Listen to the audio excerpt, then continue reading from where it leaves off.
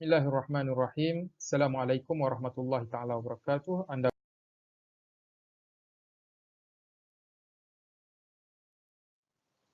berikut ialah isi kandung perbincangan kita pada hari ini. Semua perkara ini akan dibincangkan dalam kerangka ilmu falsafah dan ianya akan dibandingkan dan dikaitkan dengan kerangka falsafah Islam supaya kita dapat melihatnya dari perspektif kita dan membandingkannya adakah ia kena ataupun tidak kena ataupun ianya boleh dimurnikan. Jadi perkara pertama yang akan kita bincangkan ialah definisi falsafah. Ianya merupakan satu perbincangan yang berulang tetapi kali ini kita akan mendetailkannya dan dengan itu kita mengharapkan bahawa para pelajar dapat memahami sebenarnya apa yang dimaksudkan dengan ilmu falsafah itu. Dan kedua kita akan membincangkan tentang klasifikasi falsafah. Terdapat pelbagai bentuk klasifikasi dan juga pelbagai perspektif cara untuk kita melihat pembahagian ilmu falsafah. Antaranya ada yang melihat falsafah dari bentuk aliran ataupun pendekatan benda yang dikaji dalam ilmu falsafah. Ada pula yang melihatnya dari aspek metodologi ataupun tujuan akhir daripada ilmu falsafah tersebut. Dan tidak kurang juga yang melihat kepada detail ataupun perincian-perincian ilmu yang termasuk yang dikaji dalam ilmu falsafah. Dalam subtopik ini kita akan membicarakan tentang definisi falsafah. Bila kita bercakap tentang falsafah, kita biasanya membicarakannya dari dua aspek.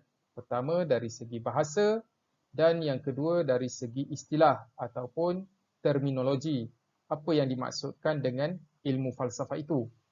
Dari segi bahasa, perkataan falsafah ialah perkataan bahasa Melayu yang dipinjam daripada perkataan bahasa Arab. Itulah falsafah. Dan perkataan falsafah bahasa Arab tersebut diambil ataupun dipinjam daripada terjemahan Greek, iaitu perkataan Philon dan Sophia. Philon dan Sophia. Di dalam bahasa Inggeris, perkataan yang digunakan ialah filosofi. Orang yang berfalsafah dipanggil philosopher. Di dalam bahasa Arab dipanggil filosof. Dan begitulah di dalam bahasa Melayu, ianya dipanggil filosof. Perkataan Philon dan Sophia, Philon bermaksud cinta, suka, rindu. Manakala perkataan Sophia bererti kecerdikan, kebijaksanaan dan juga hikmah atau perkara yang mendalam yang berada di sebalik sesuatu. Jadi maksud perkataan falsafah dari segi bahasa ialah perbuatan orang yang mencintai sesuatu yang sangat-sangat halus dan sangat-sangat subjektif. Ia ingin sampai dan cinta dan ingin menemui perkara yang sangat halus tersebut. Itulah yang dimaksudkan filosofia ataupun falsafah dari segi bahasa. Dari segi istilah terminologi, apabila kita menyebut ilmu falsafah, apakah yang dimaksudkan dengan ilmu tersebut? Ataupun perbuatan berfalsafah, apakah yang dimaksudkan dengan perbuatan tersebut? Ada pelbagai definisi yang kita boleh temui, yang kita boleh baca dan juga kita dapati daripada sebutan-sebutan atau dinyatakan oleh pengkaji dan juga ahli falsafah. Mereka melihatnya dari perspektif yang pelbagai. Ada yang mendatangkan takrifan yang sangat ringkas, ada yang sangat-sangat detail. Walau bagaimanapun, ada beberapa ciri yang merangkumi ataupun mengumpulkan definisi-definisi tersebut.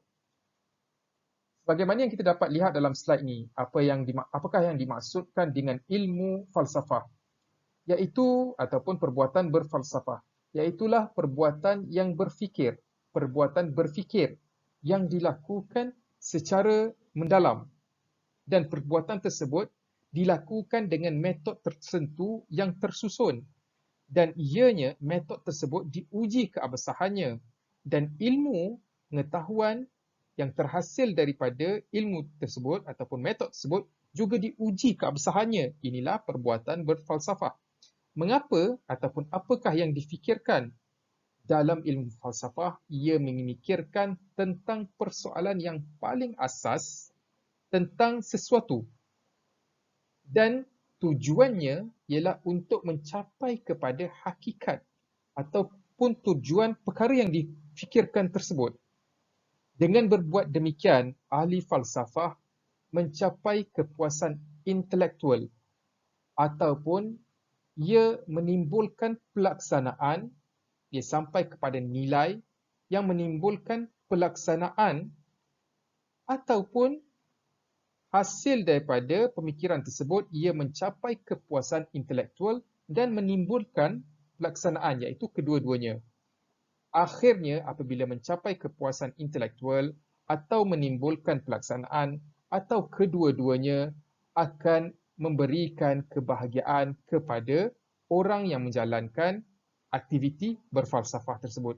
Inilah secara umum yang dirangkumkan dalam ilmu falsafah. Berikutnya kita akan melihat beberapa definisi yang telah diberikan oleh beberapa orang filosof yang terkemuka. Sebelum itu, sekiranya anda lihat kepada takrifan yang kita bawa dalam istilah terminologi ini, kita akan melihat juga beberapa cabang kajian ilmu falsafah yang terdapat, kajian ilmu yang terdapat dalam ilmu falsafah. Berikut ialah beberapa definisi yang diambil daripada sumber yang pelbagai. Ada definisi yang ringkas, ada definisi yang detail. Menurut Kamus Dewan, falsafah merupakan ilmu tertinggi yang menjadi dasar bagi ilmu-ilmu yang lain. Takrifan ini menafsirkan nilai ataupun kedudukan ilmu falsafah itu. Di mana tempatnya? Plato pula menafsirkan ataupun mendefinisikan falsafah sebagai pengetahuan tentang segala yang ada. Plato melihat keluasan cakupan skop ilmu falsafah. Aristotle cuba untuk memberikan penekanan terhadap beberapa aspek yang dikaji oleh beliau khususnya dalam ilmu falsafah. Lalu ia menyebut falsafah ialah ilmu memahami hakikat ketuhanan, metafizik, struktur dunia fizikal, iaitu kajian tentang alam tabi'i, apa hakikatnya, tujuan kehidupan manusia dan hubungannya dengan alam, iaitu kosmologi. Al-Farabi pula melihat falsafah sebagai ilmu pengetahuan tentang alam maujud, fizikal, dan bertujuan menyelidiki hakikatnya yang sebenar, metafizikal.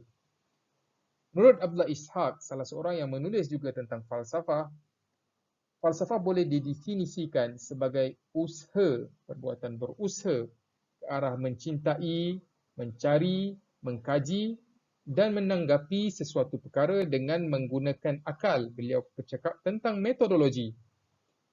Menggunakan akal fikiran dan kebijaksanaan untuk mendapatkan kebenaran, tujuan dan keyakinan yang hakiki.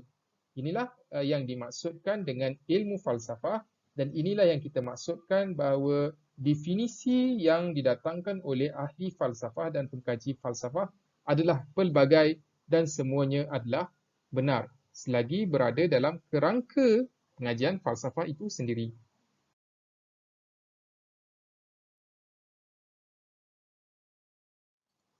Telah selesai bercakap tentang definisi falsafah dan sekarang kita hendak bercakap tentang klasifikasi ilmu falsafah. Daripada definisi dan klasifikasi tadi kita dapat mengetahui peranan dan kewujudan falsafah dalam kehidupan kita. Dalam klasifikasi ilmu falsafah, kita akan melihat beberapa cabang atau cara serta perspektif para pengkaji dan juga filosof melihat kepada ilmu falsafah itu sendiri. Ada tiga aliran ataupun ada tiga perspektif yang ingin kita sentuh. Ada pelbagai perspektif sebenarnya, tetapi dalam kali ini, dalam penerangan ini kita akan sentuh tiga perspektif, iaitu kita akan melihat dari perspektif aliran ataupun pendekatan kita akan melihat dari segi tujuan ataupun metodologi, dan kita akan melihat klasifikasi falsafah dari segi cabang-cabang ilmu falsafah itu sendiri. Yang pertama dari perspektif aliran dan juga pendekatan. Apakah yang dimaksud dengan klasifikasi ilmu falsafah dari perspektif aliran dan pendekatan? Yang dimaksudkannya ialah kita ingin melihat falsafah dari aspek topik umum. Perkara umum yang diberikan penekanan oleh pengkaji falsafah sehingga ianya membentuk aliran ataupun concern mereka. Topik-topik umum ini boleh kita nyatakan seperti berikut. Mereka melihat falsafah kajiannya berkenaan dengan etika dan kehidupan. Itu satu. Mereka melihat falsafah kajiannya tentang alam tabi'i, iaitu natural philosophy. Itu yang kedua. Dan mereka melihat falsafah kajiannya bukan lagi berkait tentang manusia, tentang etika dan kehidupannya, tentang hubungannya dengan alam sekelilingnya. Ia bukan lagi memperkatakan tentang hakikat alam tabi'i, tetapi ia bercakap tentang pemikiran, berfikir tentang ilmu, tentang hakikat dan bagaimana untuk sampai kepada ilmu. Yang ini dinamakan ataupun concern ini, penekanan ini, pendekatan ini dinamakan falsafah intelektual. Baik, sekarang saya akan menjelaskan sedikit tentang falsafah etika, falsafah alam tabi'i dan falsafah intelektual.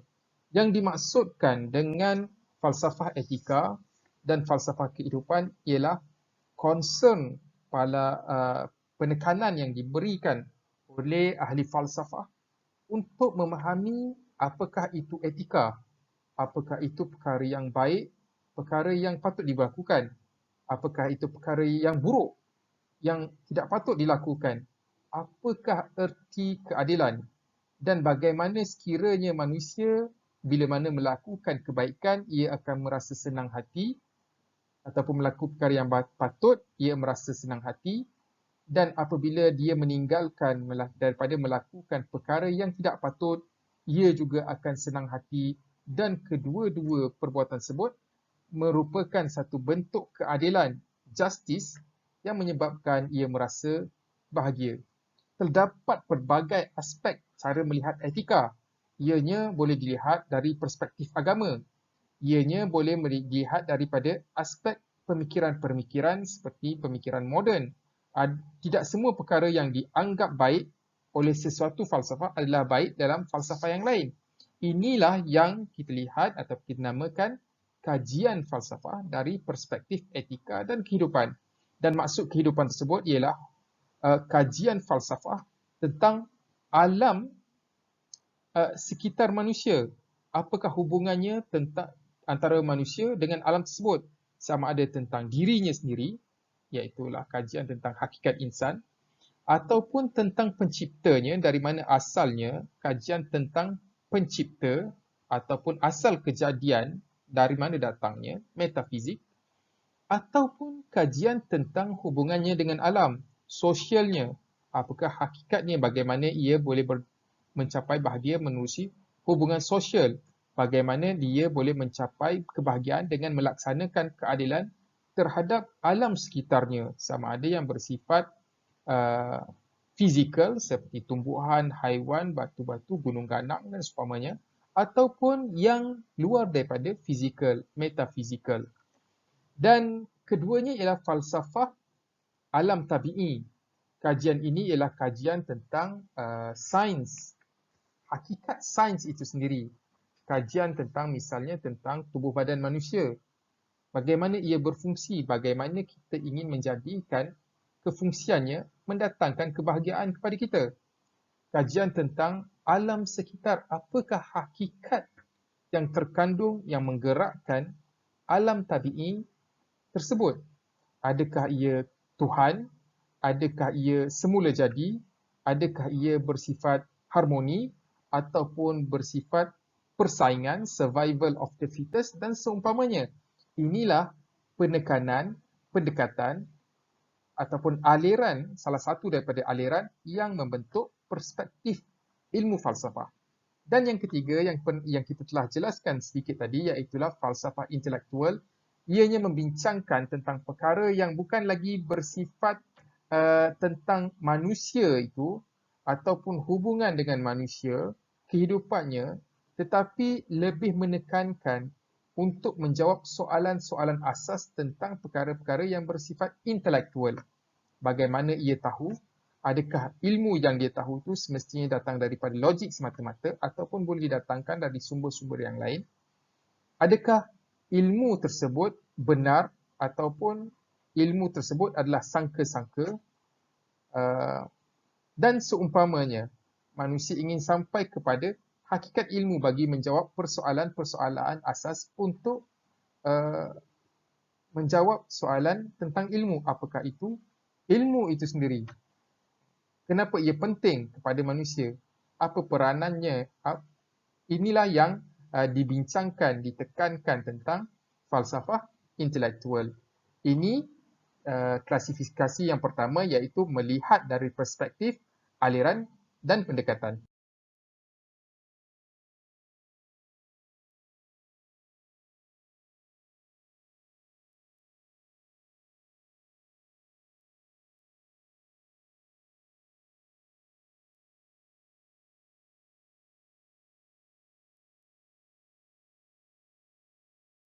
Kita masih lagi membicarakan tentang klasifikasi ilmu falsafah. Jika tadi kita melihat falsafah dari perspektif aliran ataupun penekanan, kali ini kita ingin melihat satu lagi bentuk klasifikasi ilmu falsafah, iaitu melihatnya dari perspektif tujuan ataupun metodologi.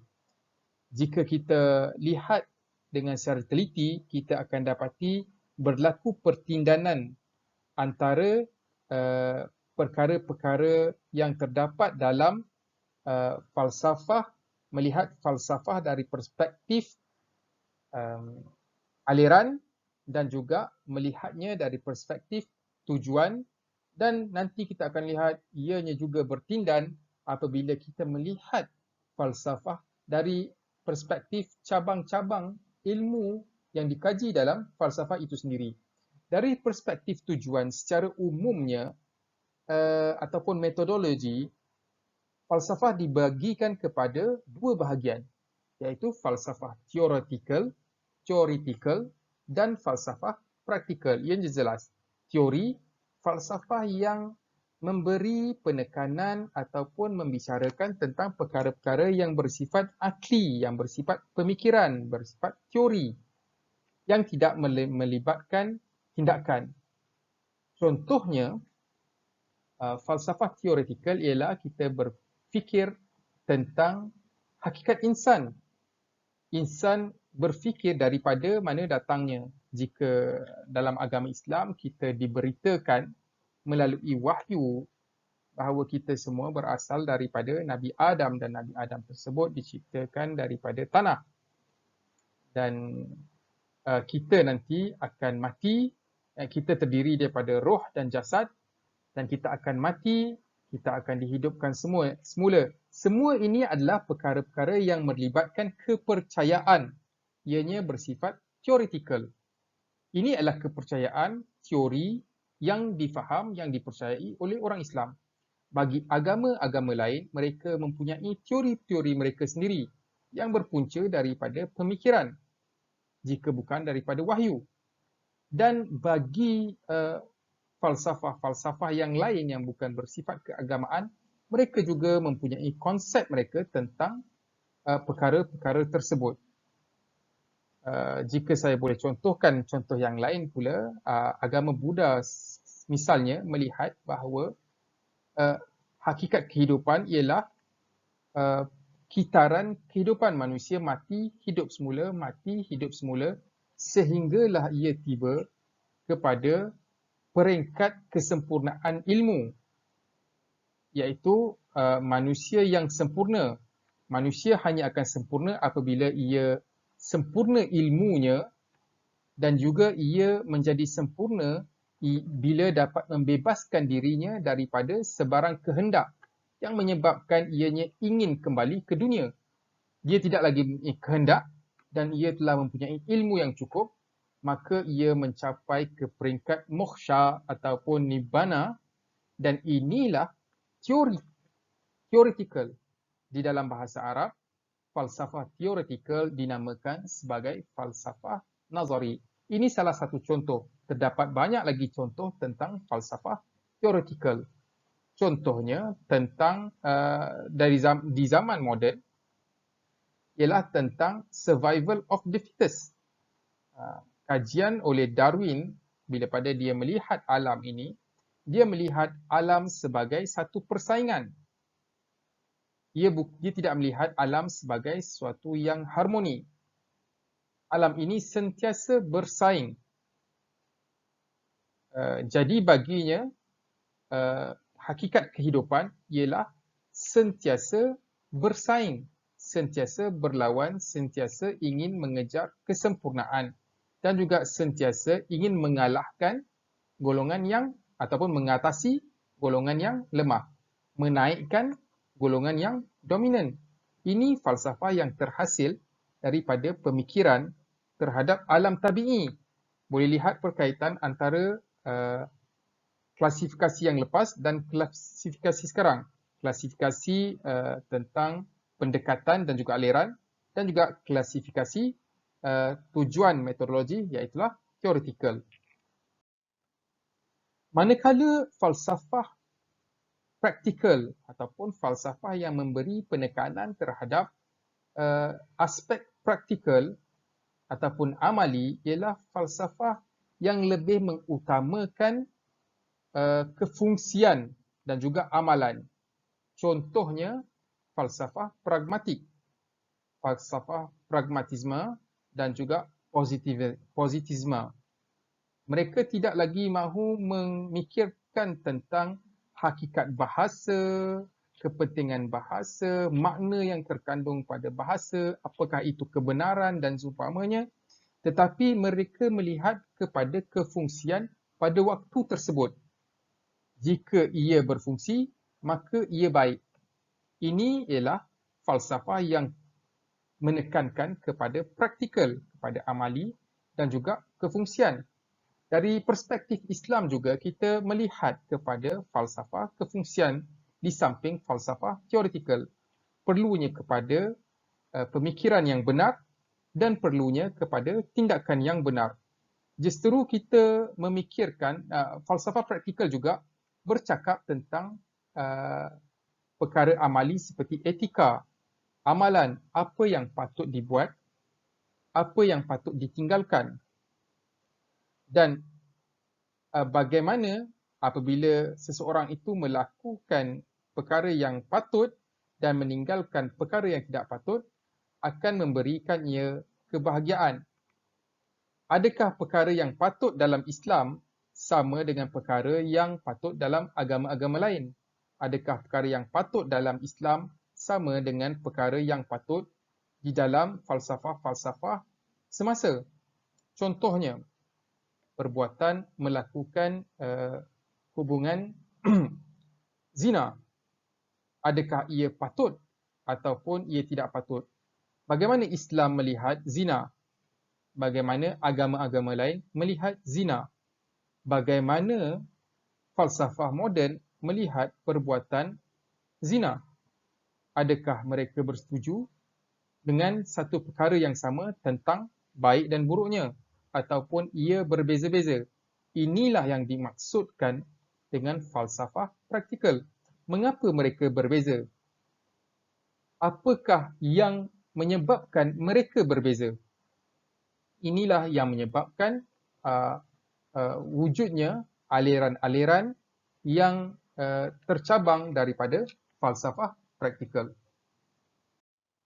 Satu lagi cabang falsafah menerusi tujuan dan metodologi, dan ianya merupakan cabang falsafah yang baru, ialah melihat falsafah dari bidang-bidangnya tertentu. Contohnya melihat falsafah dalam bidang pendidikan. Apakah teoretikalnya dalam bidang tersebut? Apakah praktikalnya dalam bidang tersebut? Dan juga melihat contohnya falsafah alam sekitar. Apakah theoretical, apakah perkara yang mendasar dalam kefahaman kita tentang alam sekitar dan bagaimana kita bertindak berdasarkan faham falsafah tersebut yang berkait dalam kerangka dan skop alam sekitar saja tanpa melibatkan perkara-perkara yang lebih umum, perkara-perkara yang lebih luas. Ini adalah klasifikasi yang kedua, melihat falsafah dari perspektif, tujuan dan metodologi. Melihatnya dari sudut theoretical, melihatnya dari sudut praktikal dan melihatnya dari sudut yang lebih kecil, iaitu melihatnya dari sudut bidang. Dan ini, yang ketiga ini adalah perspektif ataupun klasifikasi ilmu falsafah yang dianggap sebagai baru.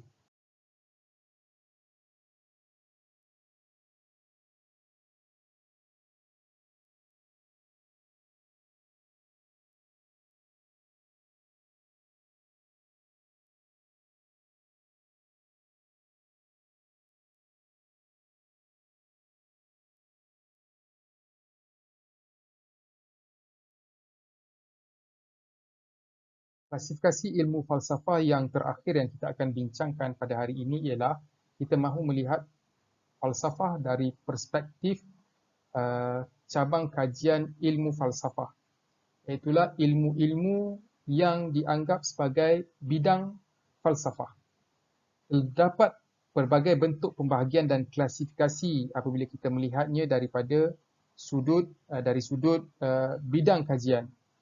Kita boleh melihatnya secara individu, falsafah metafizik, falsafah kosmologi, matematik, seumpamanya logik, etika, ataupun kita boleh melihatnya secara kumpulan. Dan inilah yang akan kita lakukan hari ini. Kita ingin melihatnya dalam 3 kumpulan bidang falsafah, iaitulah falsafah ontologi, epistemologi dan aksiologi. Kajian-kajian falsafah atau bidang-bidang falsafah ini boleh dikategorikan lagi kepada 3 kumpulan ini, iaitu ontologi, epistemologi dan aksiologi. Ontologi berasal daripada perkataan on, iaitulah jadi. Kita ingin bercakap tentang kejadian. Apakah itu hakikat kejadian sesuatu? Apabila kita memerhatikan sesuatu perkara yang wujud, kita ingin melihatnya dari semua aspek dan ingin mengetahui apakah yang hendak dimaksudkan, apakah hikmah di sebalik kewujudan perkara tersebut. Contohnya insan, apakah yang hendak dimaksudkan dengan kewujudan insan? Dari mana ia datang? Mengapa ia berada di sini? Apa yang perlu ia lakukan? Dan apabila ia mati, apa yang berlaku kepadanya? Adakah insan itu mempunyai perkara lain selain daripada jasadnya yang lahir, darah, tulang dan juga daging? Adakah dia mempunyai akal? Adakah ia mempunyai roh? Apakah hakikat roh tersebut dan apakah hakikat akal? Apakah peranan roh? Apa peranan jasad? Apa peranan akal? Apa kaitan antara 3 perkara tersebut? Dan apabila mati, apa yang terjadi kepada 3 perkara tersebut? Contohnya, orang Islam dalam memahaminya, kita memahami bahawa kehidupan ini hanyalah sekali peluang saja dan kita tidak akan kembali. Fahaman agama-agama, contohnya agama Hindu dan Buddha, manusia ni akan terus berkitar kehidupannya. Fahaman kita faham bahawa pada hari akhirat yang akan dibangkitkan ialah roh dan jasad. Sebahagian ahli falsafah melihat kehidupan jasad kembali adalah mustahil. Maka mereka melihat yang kekal ialah roh dan jasad tidak mungkin akan dapat kembali. Ini adalah pandangan sebahagian daripada ahli falsafah. Bagaimanakah fahaman ini memberi kesan kepada hidup kita? Apa pula pandangan kita tentang alam yang berada di sekeliling kita? Adakah alam di sekeliling kita bersaing dengan kita? Adakah alam yang di sekeliling kita diciptakan untuk kita manfaatkan? Ataupun bagaimana? Adakah alam di sekeliling kita ingin menguasai kita? Sebagaimana yang difahami oleh setengah falsafah. Bintang-bintang yang di langit misalnya, adakah ia mempunyai kesan terhadap perilaku dan juga destini ataupun takdir yang akan berlaku terhadap diri kita? Sebagaimana yang dipercayai oleh ahli nujum dan juga amalan-amalan agama dan juga falsafah tertentu seperti amalan Feng Shui ataupun astrologi. Apa pula berkaitan dengan matematik? Apa hakikat matematik? Adakah matematik itu wujud sebenarnya secara zahir? Apakah yang dimaksudkan dengan nombor-nombor? Adakah terdapat pengakhiran bagi nombor? Adakah terdapat permulaan bagi nombor? Bagaimana wujudan ini berlaku dalam ruang, masa dan juga dalam ruang dan juga masa? Apakah itu ruang? Apakah itu kejadian masa? Mengapa manusia wujud dan hidup bermasyarakat? Mengapa ia perlu bermasyarakat? Mengapa ia perlu berketurunan? Mengapa ia perlu berekonomi? Apakah hakikat semua itu? Apakah hakikat ekonomi? Apakah hakikat perkahwinan? Apakah hakikat melahirkan zuriat? Apa yang dikehendaki daripada sebalik perkara-perkara tersebut? Mengapa manusia perlu melahirkan zuriat? Inilah antara perkara yang difikirkan oleh falsafah, dan apabila dapat menjawab soalan-soalan tersebut, manusia akan tiba kepada kebahagiaan. Ini adalah sebahagian dari falsafah yang dinamakan falsafah ontologi. Berkaitan dengan falsafah, kumpulan kedua ialah epistemologi. Ianya hampir kepada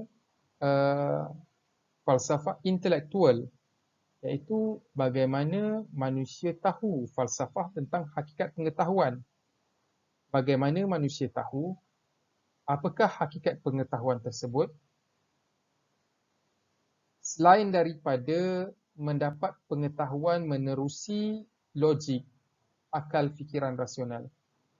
Adakah manusia mempunyai sumber-sumber lain untuk mendapatkan ilmu pengetahuan secara empirikal, menerusi dirianya, menerusi rasionalnya, pemikirannya, ataupun ia juga boleh mendapatkan ilmu menerusi saluran lain seperti wahyu, mimpi, ataupun intuisi, sumber-sumber yang tidak diketahui lagi. Wujudkah lagi sumber-sumber ilmu yang tidak lagi diketahui? Sekiranya manusia mengetahui tentang sesuatu, adakah perkara yang diketahuinya adalah perkara yang benar-benar hakiki ataupun ianya sebahagian sahaja? Adakah pengetahuan itu kekal ataupun pengetahuan itu tidak kekal? Adakah perkara yang benar itu satu atau perkara benar boleh berbilang-bilang? Adakah ia bersifat mutlak, absolute, ataupun ia bersifat relatif? Ada ketika sesuatu perkara adalah ilmu yang benar, ada ketika ia bukan lagi satu ilmu yang benar. Ini ialah perbincangan yang terdapat dalam falsafah epistemologi. Ia berkait dengan kehidupan kita. Contohnya, kita mendapat berita, sesuatu berita daripada WhatsApp. Macam mana kita tahu berita itu adalah benar? Macam mana kita mengesahkan keabsahan berita tersebut?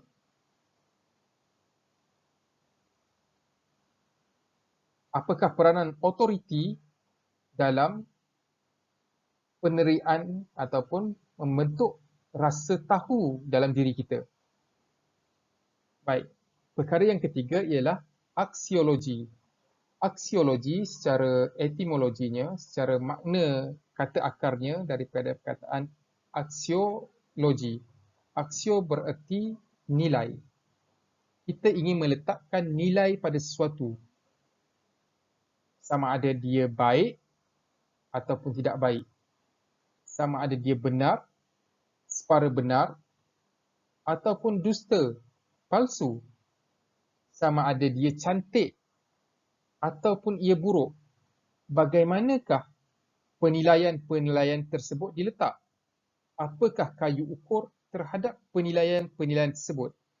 Maka kita membicarakan nilai ini dalam aspek ataupun dalam bidang logik. Bagaimana kita tahu perkara tersebut benar ataupun salah? Apakah cara-cara berfikir yang benar dan bagaimana cara-cara fikir sekiranya dilakukan akan membawa kita kepada keputusan-keputusan yang salah. Tentang etika, bagaimana kita tahu perbuatan ini adalah benar dan apa kesan daripada perbuatan benar? Apakah itu keadilan? Apakah itu kesalahan? Bagaimana kita tahu perbuatan itu adalah salah? Bagaimana kita tahu mencuri itu salah? Mengapa ia salah? Bukankah ia mendatangkan hasil, membawa perkara manfaat, kekayaan kepada kita sekiranya mencuri? Mengapa pula ianya dianggap salah dalam agama Islam? Dianggap salah dalam semua agama. Mengapa mencuri itu salah? Mengapa mencuri tidak dianggap salah dalam setengah falsafah yang bersifat seperti egoisme yang mementingkan diri sendiri? Yang penting kebahagiaan individu, bukan lagi kebahagiaan orang lain misalnya. Dan estetika, bagaimana kita melihat sesuatu itu sebagai cantik, baik, indah. Muzik misalnya, apakah muzik yang baik? Apakah muzik yang tidak baik? Ukiran, perkara-perkara yang dilihat sebagai yang memberikan makna dan nilai yang apabila ditatap mendatangkan rasa bahagia, ataupun perkara yang ditatap akan menimbulkan emosi dan juga perkara yang bersifat negatif. Apakah itu? Perkara-perkara ini dibicarakan dalam kumpulan aksiologi.